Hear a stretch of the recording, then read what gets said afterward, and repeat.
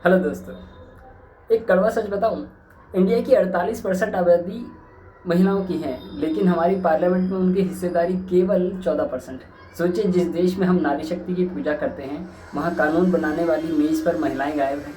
हाल ही में एक news article काफ़ी वायरल हो रहा है, जो एक बड़ा सवाल खड़ा करता है: क्या नारी शक्ति बंधन अधिनियम वाकई में गेम चेंजर है, या फिर से ये एक और तारीख पे तारीख वाला मामला बनकर रह जाएगा? चलिए इसकी गहराई में उतरते हैं।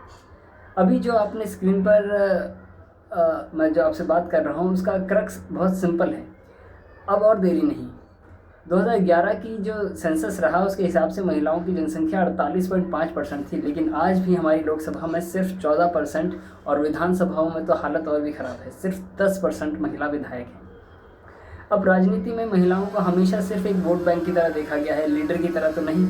1996 से ये बिल अटका हुआ है और अब जाकर इसे पास किया गया है, लेकिन ट्विस्ट ये है कि ये लागू कब होगा।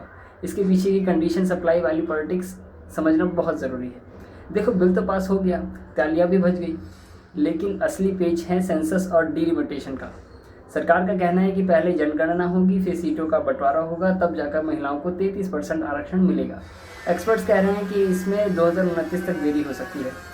अब सवाल ये उठता है कि जब पंचायत चुनाव में हम महिलाओं को आरक्षण दे सकते हैं, तो संसद के लिए इतना इंतज़ार क्यों?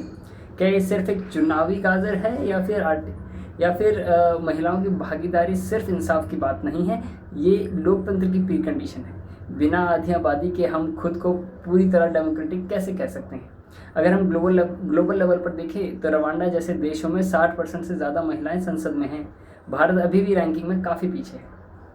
और नेशनल लेवल पर देखें तो 2024 के इलेक्शन में महिला वोटर्स का टर्नआउट पुरुषों से ज़्यादा था।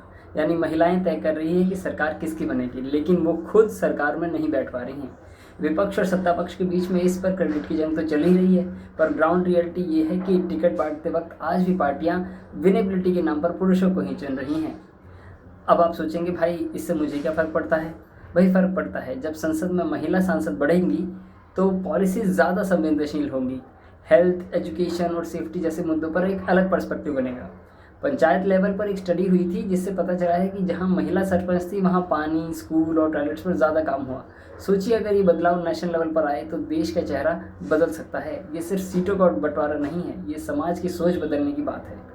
तो बॉटम लाइन ये है कि बिल पेपर पर तो आ गया है, लेकिन इसे हकीकत बनने में अभी भी इफ्स एंड बट्स हैं। हमें सिर्फ कानून नहीं, बल्कि पॉलिटिकल पार्टीज़ की नीयत पर भी नज़र रखनी होगी। क्या आप मानते हैं कि 33% आरक्षण से सच में बदलाव आएगा, या ये सिर्फ सरपंच पति जैसे एक नया सिस्टम खड़ा कर देगा?